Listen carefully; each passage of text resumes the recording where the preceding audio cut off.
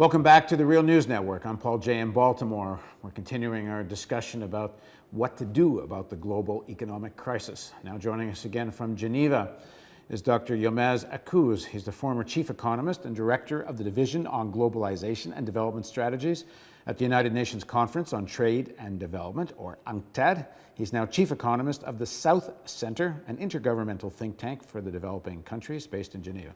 Thanks very much for joining us again. So we've been talking about the nature of the problem. What should be done instead of a decade or more of deep global depression? What policies might make a difference? Well, I think we should recognize that once you make so many mistakes and once you accumulate problems, there is no easy way out.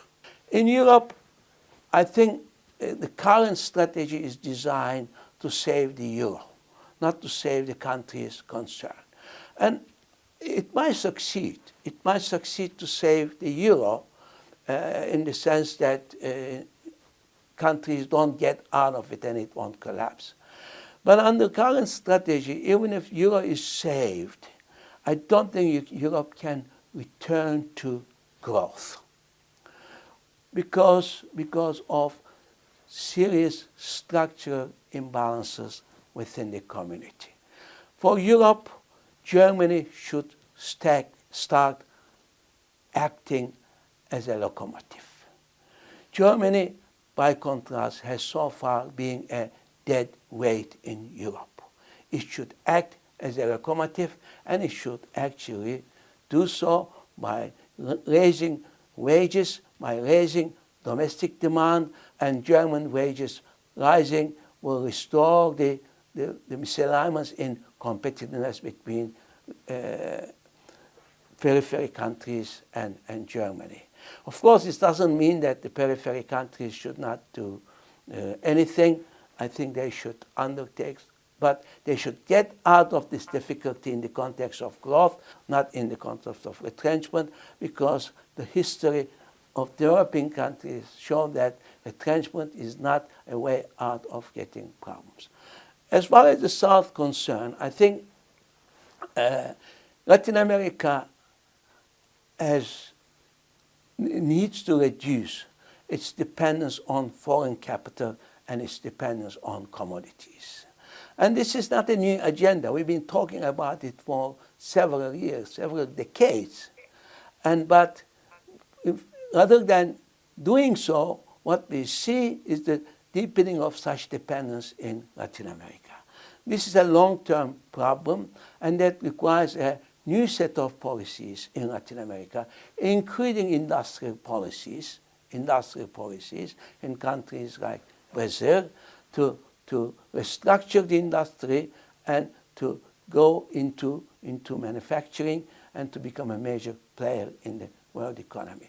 But I'm afraid Brazil is pinning its hopes on oil reserves in South Atlantic. For China, it's very interesting to note that the commodity prices continue to rise from 2009 onwards, even faster in some cases, even though Europe and US went into recession. The main reason is that China shifted from export-led to investment-led growth. And Chinese investment has a lot higher commodity intensity than Chinese exports. This is why metals and minerals and oil have shown very rapid rises since the outbreak of the crisis. And the many beneficiaries are the commodity exporters, including in Latin America. And now many Latin American countries started thinking that China is more important to them than European Union. And they are more worried about Chinese going down than the European Union getting into a second dip.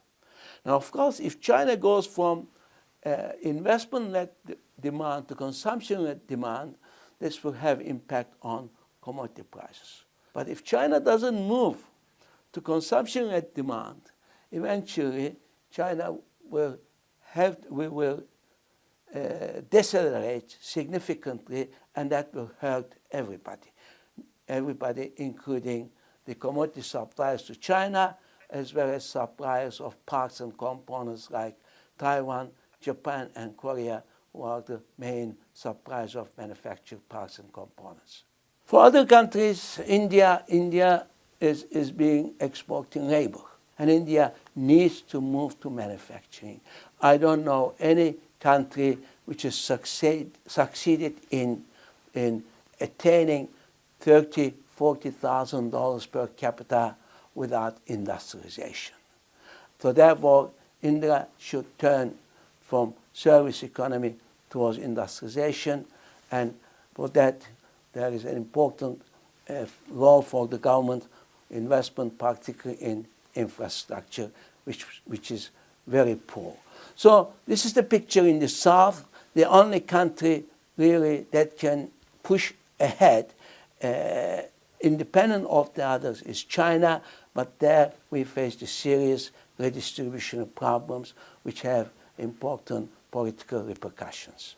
But isn't the fundamental problem the global elites aren't capable of following policies like this? It's a kind of rationality that implies a sort of long-term view and looking, you could say, looking at the interests of the global economy. And there's no evidence the global elites think like that and are even capable of following that. Well, I think you're absolutely right. You see, we have gone for integration of markets, to trade liberalization, to financial liberalization, liberalization of foreign direct investment. And still we have problems with global governance.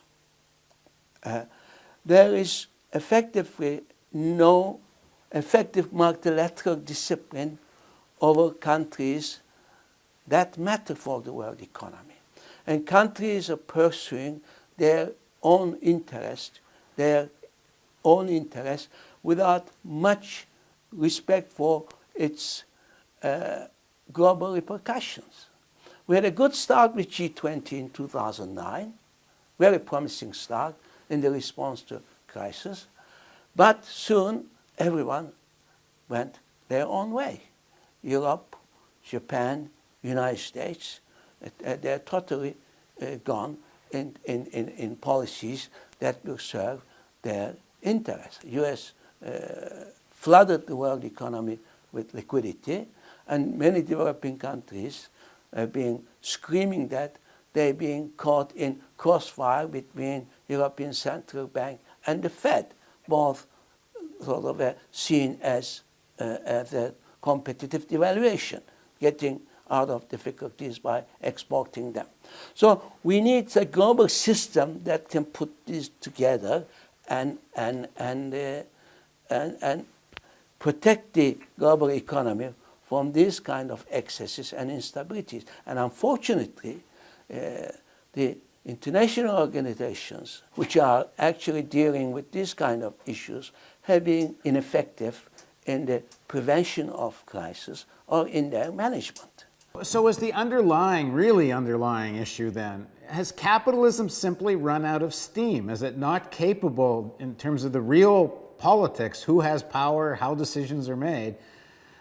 Is capitalism simply not capable anymore of sustained growth? It's only capable of bubbles and crashes. What's been happening recently is that increasingly economic booms are driven by financial factors. Now, why is this happening?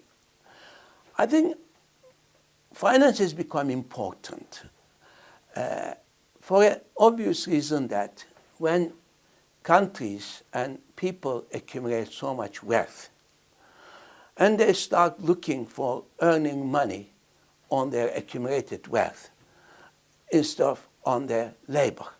And in fact, almost everywhere, incomes earned on assets have been rising while labor income has been falling.